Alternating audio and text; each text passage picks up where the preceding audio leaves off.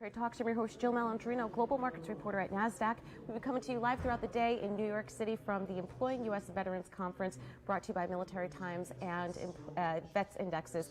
Joining me for this segment, we have Michael Schoeneck. He is the National Program Director for IVMF at Syracuse University. We're going to take a look at career preparation and employment transition for veterans. Michael, thanks so much for joining us at the conference. And one of the primary challenges for transitioning service members and spouses that they face after service is really identifying what their next career is, having the stability and camaraderie at said career, and staying in the position.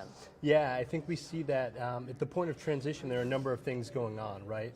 First, they're competing with a lot of different priorities. They have a short window to get a lot done, and usually things have been planned for them, and now they have to plan for themselves. So the transition period of 180 days really shortens up quite quickly. That plus navigating the ecosystem that is civilian employment can be quite challenging. It's not that there's not opportunity out there, it's like you said, understanding what those opportunities might be. And for that, it's identifying what their past experiences are, coupled with their current skills, and really what their aspirations might be, because we see 60% of transitioning service members don't go into the field or the MOS that they had while in the military.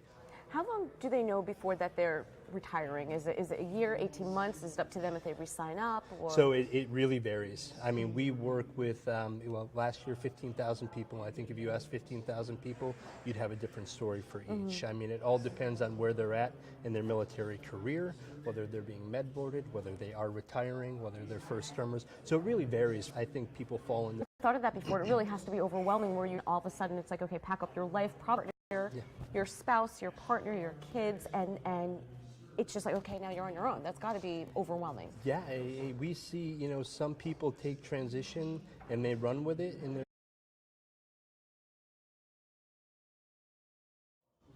Welcome to Nasdaq Trade Talks. I'm your host, Jill Malandrino, Global Markets Reporter at Nasdaq.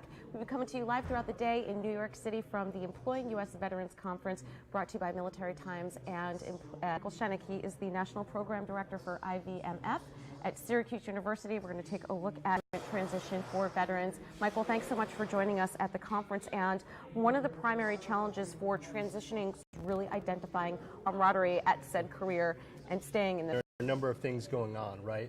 First, they're competing with a lot of different priorities. They have a short window to get a lot done, and usually things have been planned for them, and now they have to plan for really shortens up quite quickly. That plus navigating the there's not opportunity out there, it's like you said, understanding what those opportunities might be. And for that, it's, with their current skills and really what their aspirations might be, because we see 60% of transitioning service members don't go into the field or the MOS that they had while in the military. How long do they know before that they're retiring? Is it a year, 18 months? Is it up to them if they re-sign up? Or? So it really varies. I mean, we work with 15,000 people, you'd have a different story for each. I mean, it all depends on where they're at in their military career, whether they're being med-boarded, whether they are retiring, whether they're first-termers. So it really varies from person to person. And while there's standard parameters, I think people fall into bands, but each person may be a little bit different. Yeah, I never thought of that before. It really has to be overwhelming where you're used to having something so regimented, then all of a sudden it's like, okay, pack up your life, probably leaving from another country, going to another. If you are married or with a partner, your spouse, your partner, your kids, and it's just like, okay, now you're on your own. That's got to be overwhelming. Yeah, we see, some people take transition and they run with it and they're extremely successful, and others struggle. And I think it's finding that individual strategy and approach that will work for them that's so important. And, like I said, navigating the civilian employment market's challenging, but there are resources out there. Access to resources and finding those resources can be a challenge, but they do exist. So where should companies and employers, where should they be doing their recruiting? Does it start when they're out of the military? Is there something they can do while they're still working? What kind of companies are leading examples of how we should be doing it right? Yeah, so, taking a look at the industries where we're seeing trends, STEM is huge, right?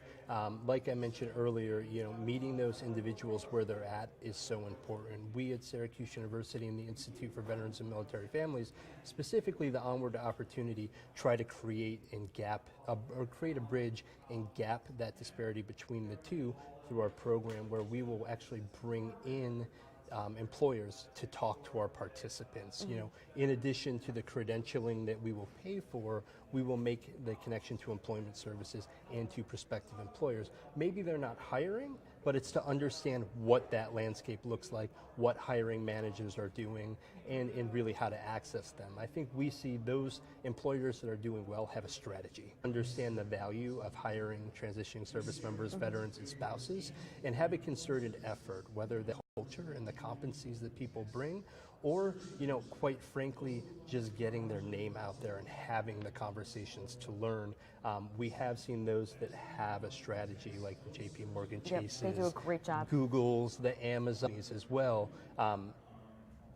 We see the strategy as a key component to that. All right, and I'll tell you one thing that I got away from this conference, the challenges that military spouses face in terms of misconceptions and the challenges just even in the job market. That's my takeaway from all this. Yeah, and I think one of the good things that's happening is spouses are becoming an emergent population being served through veteran service organizations and companies. I think one of the challenges amongst many that spouses have is, you know, gaps in employment periods. They tend to follow at the different duty stations, so when you look at their resumes, there may be gaps in between. Or levels of skill. Level service member was deployed, and their responsibility at the time was keep the homestead afloat and going. Also, you know, those individuals that may be stationed abroad, there are status of forces agreements that, you know, preclude spouses from working. So I think we as an Onward Opportunity program, one of the things we're looking at is the gig-based economy, and how can we provide a conduit to those spouses to the opportunities that may not be based geographically where they're at, as well as setting them up with portable job skills, right? They can go from location to location and close the gap in between skills, or quite frankly, help them to tell the story of why those gaps exist. Because we know traditionally employers may look at it as a negative, and it's, I think, all about shaping the narrative for them. Well, that's one great thing about technology is this ability to telecommute. So you might not necessarily have to be in one location, and there's a number of things from marketing to communications to consulting that you can do with that ability. Absolutely, absolutely. Yeah, I think, you know, like I said, spouses bring so many things to the table, in providing those remote-based opportunities is something we as a program are going to focus in, as well as educating employers to help meet them in the middle and meet them where they may need to be. Well, I've certainly learned a lot. Thank you for what you're doing with Onward to Opportunity and for joining us. And thank you for joining me on Trade Talks. I'm Jill Malandrino, Global Markets Reporter at Nasdaq.